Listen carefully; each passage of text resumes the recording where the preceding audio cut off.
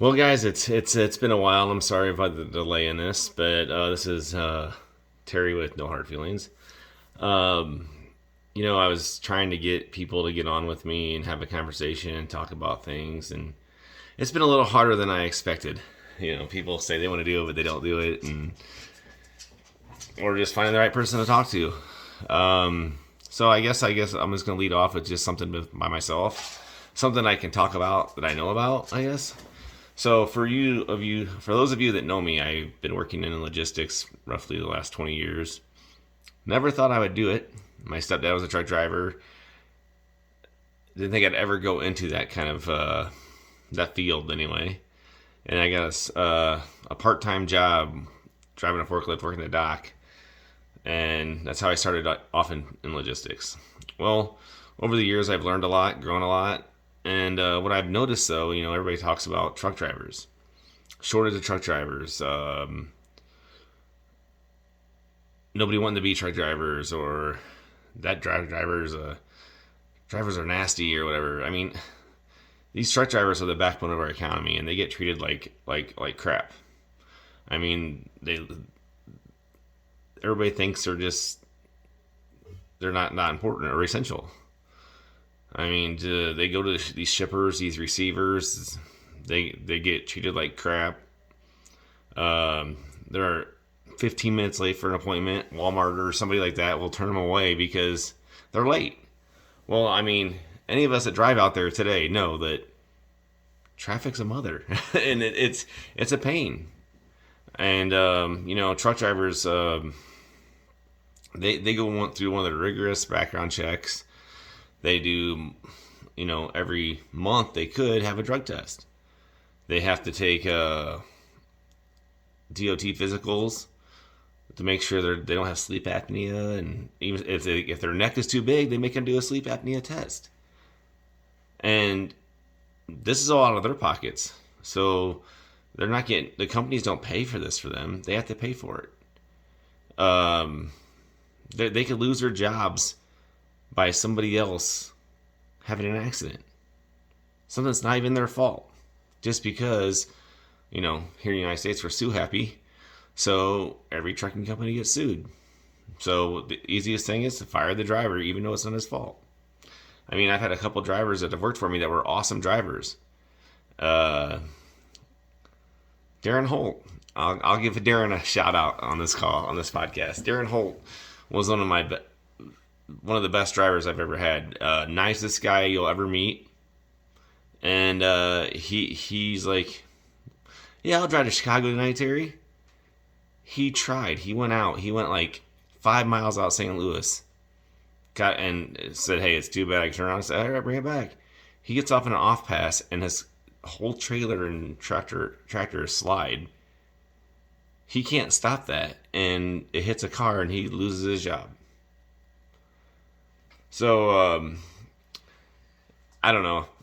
I just think that people need to realize that truck driving is a tough job, and we shouldn't always cuss out the driver when he's hauling 80,000 pounds on the road and he doesn't see you. I mean, it's a tough job. But on the tough side, there's also a lot of benefits of being a driver, especially if you're working with these companies. I think there's a lot that people aren't advertising about. There's no commercials on hiring drivers or a lot of literature out there about it. But a lot of these companies are like doing new things to get their drivers home daily. Like they want their drivers home. They want them to get their breaks. They want them to be with their families. I mean, they're doing a lot, especially these over-the-road carriers. They're doing like a lot of hub and spoke models, like the LTL carriers do. So they'll like run a Texas load from Chicago down to Memphis and have that driver turn back around or something like that. Something where he can turn and be home the next day. And also that's also benefiting the company because then they can utilize that tractor 24 hours a day instead of just on one run.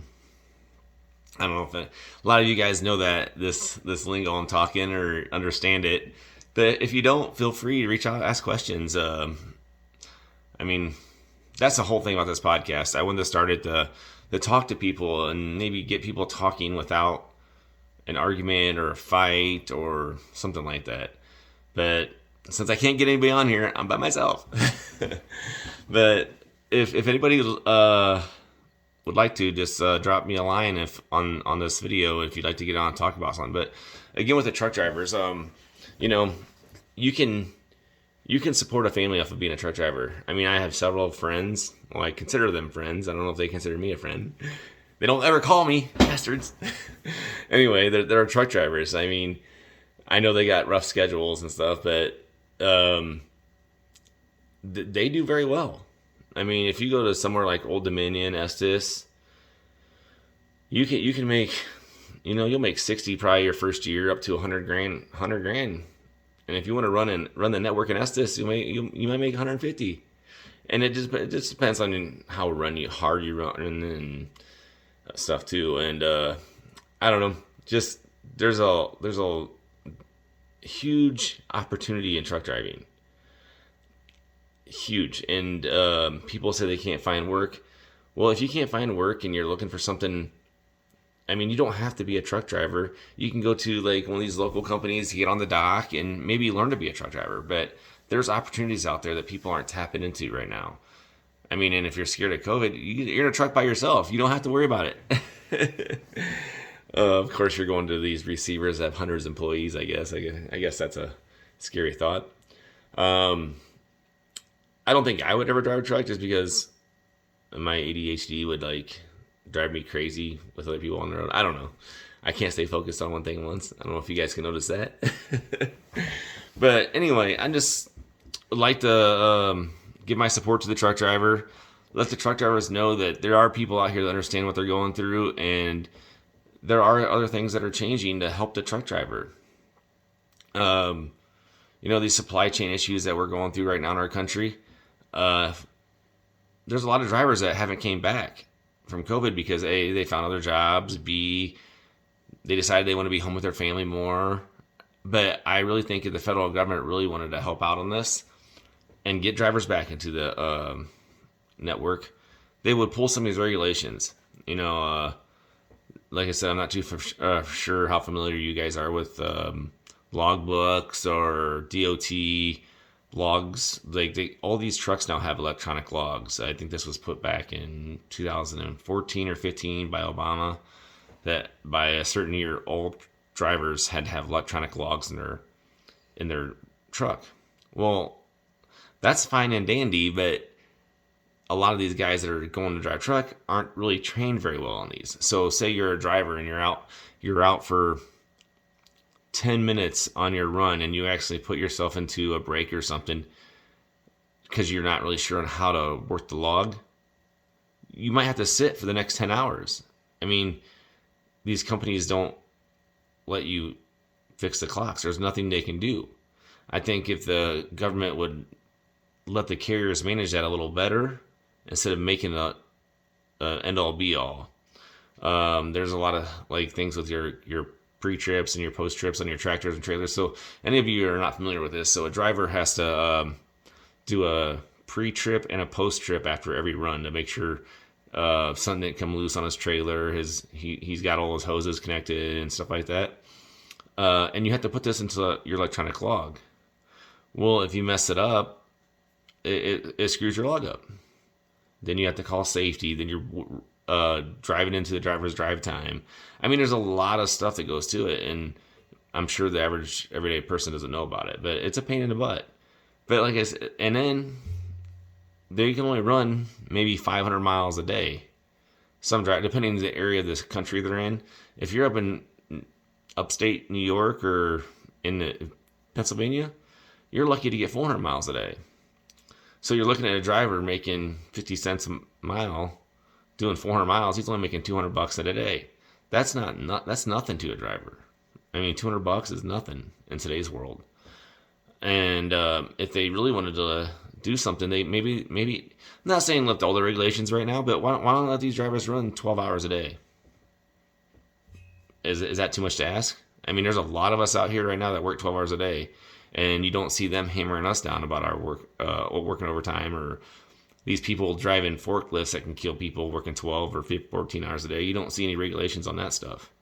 But a semi driver, who's the backbone of our economy, oh no, he can only work 10 hours a day. But a tired driver can drive 10 hours a day, then go back to a terminal and be forced to work 4 more hours on the dock because he has to work his 14 hours. So is that a little messed up? Yeah, it is messed up because he can't drive, which is what he wants to do, but he can work a forklift after 10 hours.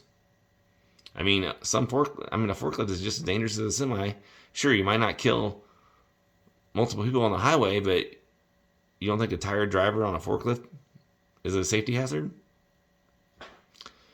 I don't know. I'm just calling out some stuff, calling out things that I think are a problem and should be addressed as well. But like I said, the regulation thing should definitely be looked at right now. And if I can see it, and I'm just a logistics specialist, why can't people in the government see this? Or why can't people, top economic people, see this and push this? I mean, I think it's a good ask.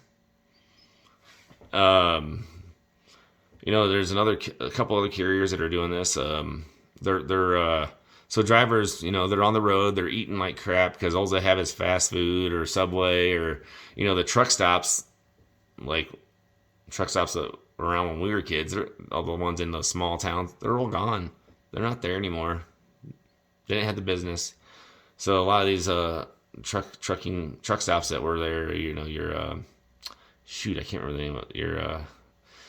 But there was one in the little town that we lived in, and there's one in this little town, Goodfield, that was by where my grandma lived. I can't remember the name of it, but this little, the hen places, like was in Chinook, Illinois. They're all closed up because they weren't getting enough business. But so they're stuck eating at McDonald's, and a lot of these trucking companies have hired fitness people or dietitians to help the drivers get better diets. And there's a couple carriers here in St. Louis that actually put gyms into their facilities to help the drivers so they can work out when they come back from their run, or try to push that more with the driver. Hold on a second. My mouth's getting dry. But anyway, like I said, I think people need to start being courteous to drivers, treating them with respect. I always didn't treat drivers with respect. I always thought they were shitty too, but they are. I mean, there's a lot of good drivers out there, and they get treated like crap. And I just think that when we see a driver, we shouldn't think, oh, he's a scumbag because he's a driver. There's a lot of good people out there driving trucks right now, and just think where we'd be at right now without a truck driver. I mean, our store shelves aren't as full as they used to be. Is that the driver's fault? No. Is it the fault that we don't make anything in America? Probably. I mean, can I say that on Google? I don't know, but we'll see. Maybe I'll get banned on my second video. I don't know. I am not talking about vaccines. I'm not talking about none of that. But I am talking about supply chain. I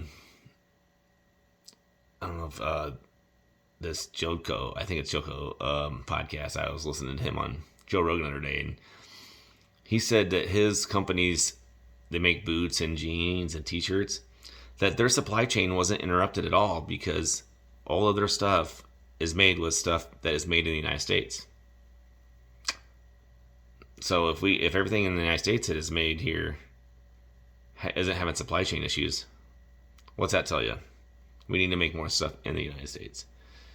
And maybe that would get some of these smaller companies to stay in business that were doing the little shuttle runs for Boeing in over there in Kansas, Wichita. They used to have little companies that did like hot shot runs back and forth from one engine mechanic shop to the next place for plane parts. I mean, if the parts aren't made here anymore, they're not doing that anymore. I mean, I don't know. I think there's a lot that we could look at as far as that, but I guess that's another day. But like today is about the truck driver. I think we should be courteous to them. I think we should treat them like a human being instead of a second class citizen. And I know maybe some awareness about the career path for truck drivers. I mean, it's a good career. You can make money. You can retire. I mean, a lot of these trucking companies offer awesome retirement packages, and there's still union jobs in trucking. You can go work at Yellow or Holland and get a union job. And some of your smaller carriers have unions too, but if that's what you want a union job, hey, be a truck driver. You want to be able to support your family? Be a truck driver. Like I said, I don't think it could be for me because I don't think I could drive a truck because I'd be scared to kill somebody. But as far as if that's not a worry for you and you need a job, I'm telling you, there's plenty of them out there, and there's plenty of places that will train you to do it. Yeah, I mean, you go to like someone like Old Dominion or Estes, they'll train you to be a truck driver. They're not going to put you in the truck if they don't think you're ready. I mean, it's kind of a scary thing, but once you get in it, and, I mean, I could drive one. Do I want to drive one on the highway? No. but it's something you can do. I'm just saying, and I just think we should treat everybody with respect, that especially people that are working now, because the truck drivers worked through the whole pandemic, guys. Most of them didn't take a time off. And the ones that got COVID that had to sit in their truck in quarantine for 14 days and in some truck stop, they couldn't even go get food. Think about those guys. They had it the worst. Anyway, I don't know if this changed anybody's mind on truck drivers or if you have any questions about it. If you're interested in getting into it, I could help. If you're interested in a forklift job or something, if you guys, it's the whole supply chain needs help. So anybody that's looking for a job, can't find one, go apply to a trucking company. Go be a dispatcher. Sure, you might not know it, but it's not, I mean, dude, I learned it. I mean, it's not hard. If I can learn this stuff, anybody can. I'm just saying, if anybody needs a job and you're not scared, look at the supply chain, because all these supply chain companies are hiring. And they're looking for good people, like us. They're looking for people that want to show up to work, and it's decent pay. I mean, sure, you might start off at, like I did, making $11 an hour on the forklift on the dock, but down the road you might get promoted to full time and make $15 an hour. But I mean, it's probably a little more than that now, just because of, I think they're paying more now. But it's definitely something you'd look into. I mean, and trust me, a lot of these guys are willing to give somebody a chance. I mean, they gave me a chance. I've given a lot of people chances that my old buddy Jared used to tell me, you give too many people chances. You know what? You know why I do that? Because people gave me a chance. So there's always chance out there. You guys, you gotta take it. But any supply chain job, I mean, I know a place here in town in St. Louis that is hiring supply chain planners. A lot of them. So, like I said, if anybody's looking for a job and I can assist you, I'll do what I can. So, anybody that doesn't know me can reach out to me via a message in the podcast, whatever. Or you can just call your local trucking company and say, hey, are you hiring a dock worker, or how can I get involved? Because there's plenty of supply chain jobs out there. Anyway, like I said, be courteous to the truck driver. Let's treat these truck drivers with the respect they deserve. They're out there doing a hard job that not many people want to do. And they're supplying us with our food and our supplies, our soon-to-be Christmas presents. They're coming from a truck driver. You people that work at your Walmarts and your Targets or your distribution centers, hey, just because he's 15 minutes late isn't the end of the world. Let's get him unloaded. Let's try to be a little courteous on everything. I mean, the weather's gonna get bad. These guys are gonna be late. We just, like I said, let's focus on not just truck drivers in general. Let's treat everybody with respect. I mean, I know there's a lot of people that like hooked onto this "Let's Go Brandon" thing, But you know what? As the president of the United States, he needs to be treated with respect too. I mean, it just says a lot when you treat people with respect. And I'm just, I don't know. We need to all come together as a country and treat people better. I think if we started treating people better, it would become a better place. You know, I try to be nice as I can to everybody. Sure, I make fun of everybody, but I just do it for good humor. Because that's the only way I'm not very funny, but I try to think I am sometimes. But anyway, guys, thanks for listening. If anybody would like to get on here and talk about something, anything, some concerns, or want to have a voice, hey, we could do it here because the internet allows us to. So, anyway, ciao. I'll try and make it so long for my next session, but I do want to be able to get somebody on and talk with me. So, like I said, anybody wants to BS or talk about some of the main topics I want to talk about. I want to talk about universal health care. I want to talk about sex trafficking and homelessness. Those are three of my concerns, and I don't know how to get people involved to talk about them. I would like to. Ann Wagner, if I know you guys work, Ann Wagner is a congressman in St. Louis, and they work a lot with sex trafficking laws. Her group does. So if she gets there, shout out. Let's talk. But anyway, I hope everybody has a good weekend, and thanks for listening, and please like and share.